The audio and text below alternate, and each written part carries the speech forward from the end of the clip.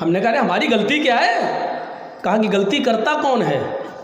یہ کورٹ میں ثابت کرنا کہ غلطی کیا ہے، 10 سال لگ جائیں گے یہ ثابت کرنے میں غلطی نہیں ہے، ہم نے کچھ کیا ہی نہیں ہے۔ کتنا دباؤ ہے اور کتنا پریشر ہے۔ ہم جیسے لوگ جو کسی راجنیتی پارٹی میں نہیں ہیں ان کے ساتھ یہ دباؤ، یہ کھیل کھیلا جا رہا ہے۔ سوچیے آپ، عقل مندی کا ثبوت دینے کی ضرورت ہے اس بات۔ کیا کرو گے تم مجھے؟ ڈاکٹر ذاکر نائک نہیں ہوں کہ انڈیا چھوڑ کے بھاگ کے ملیشیا میں پناہ لے لو، جرجیس ہوں۔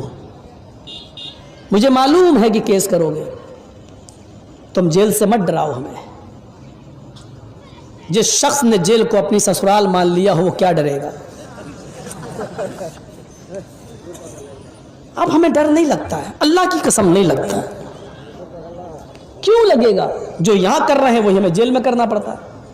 جمعہ پڑھاؤ، نماز پڑھاؤ، خطبہ دو، درس دو، بعد میں لوگ مولانا جرجیس، وہ لوگ بھی تو وہی ہیں جو ہمیں سب جانتے ہیں۔ جرجیس، ہاں بیٹھو سبق سناؤ، پڑھا رہے ہیں، قرآن پڑھا رہے ہیں، ہم کو وہی سب وہاں کرنا پڑتا ہے۔ اور ایک بات بتا دوں، جیل سے زیادہ آرام کہیں ہے بھی نہیں۔ بڑے تجربے کی بات بتا رہا ہوں آپ کو، جو لوگ جیل میں گئے ہوں گے ان کو معلوم ہوگا، جیل سے زیادہ آرام کہیں ہے بھی نہیں۔ تھوڑا سا پیسہ خرچ ہوتا ہے، آرام بہت ہے۔ جو چیزیں آپ کو یہاں نہیں ملیں گی کھلے عام، جیل کے اندر ملیں گی۔ جیل کے اندر ہم سے جیلر نے پوچھا، جب پہلی بار گیا تو دوسرے دن ملاحظہ ہوتا ہے، صبح ہو کر چیک اپ ہوتا ہے، یہ نشان کہاں کہاں ہے، کپڑے وپڑے اترواتے ہیں کمینے، پورا ننگا نہیں کرتے۔ اب پوچھا کہ آپ کا نام؟ میں نے کہا محمد جرجیس۔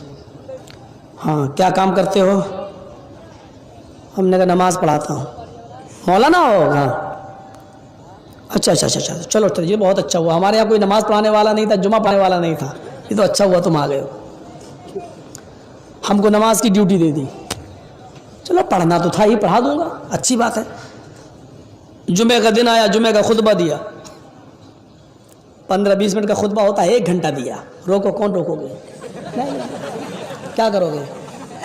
بعد میں جیلر آیا کہ 15 منٹ سے زیادہ نہیں دے سکتے ہو۔ میں نے کہا ہمارے یہاں 1 گھنٹے کا لکھا ہے، دلوانا ہو دلواؤ۔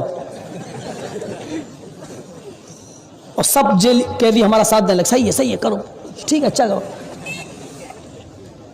اچھا، اب وہ باہر سے پہلے جمعہ پڑھانے کے لیے بلاتا تھا کسی مولوی کو تو 2000 روپے دیتا تھا اس مولانا کو، لیکن جب ہم پہنچ گئے تو ہم نے اس کو کہہ دیا ہمیں پیسہ نہیں چاہیے، بس 2000 روپے آپ ہی رکھیے، تو وہ اور ہم سے خوش ہو گیا۔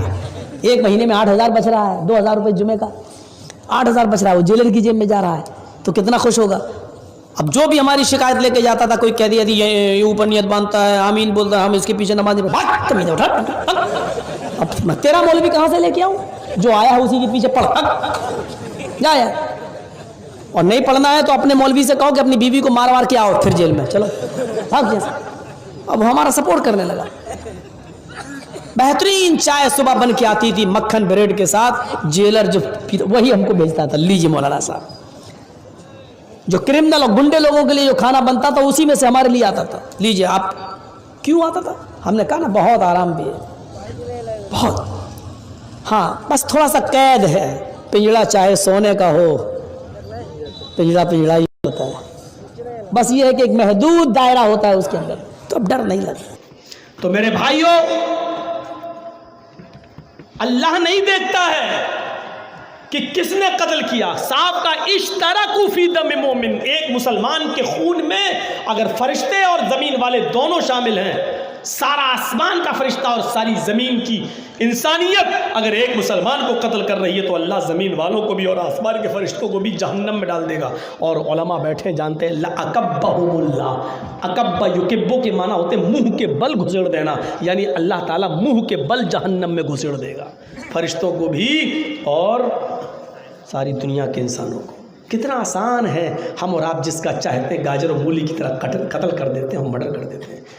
ایک مسلمان کا قتل، اللہ کہہ رہا فرشتے بھی اگر اس میں شامل ہو جائیں تو ہم ان کو بھی جہنم میں ڈال دیں۔ ساری دنیا کی انسانیت اگر ایک مسلمان کو قتل کر رہی ہے تو ہم ساری انسانیت کو ڈال دیں۔ ساری دنیا کی انسانیت اگر ایک مسلمان کو قتل کر رہی ہے تو ہم ساری انسانیت کو جہنم میں ڈال دیں، نہیں چھوڑیں گے۔ اندازہ لگاؤ میرے بھائیوں ایک مسلمان کا احترام کیا بتایا ہے اللہ کے رسول نے. یجیء المقتول بالقاتل یوم القیامہ وناسیتہ ورأسہ بیدہ. اللہ کے نبی صلی اللہ علیہ وسلم فرماتے ہیں قیامت کے دن جس آدمی نے دنیا میں جس آدمی کو قتل کیا ہوگا، جو آدمی مارا گیا ہوگا، مقتول ہوگا، جو مرا ہوگا، قیامت کے دن وہ مقتول قاتل کو اس کی پیشانی کے بال ایسے اور راسہ اس کا سر، یہ سر اور یہ بال ایسے، یہ پکڑ کر اس کو کھینچ کر لائے گا حتی یدنیہ من العرش، یہاں تک کہ اس کو لا کر اللہ کے عرش کے سامنے لا کر کھڑا کر دے گا، اللہ کے سامنے اس کو لا کر پیش کر دے گا. وہ مقتول میدان محشر میں اپنے قاتل کو ڈھونڈے گا اور ڈھونڈنے میں کامیاب ہو جائے گا.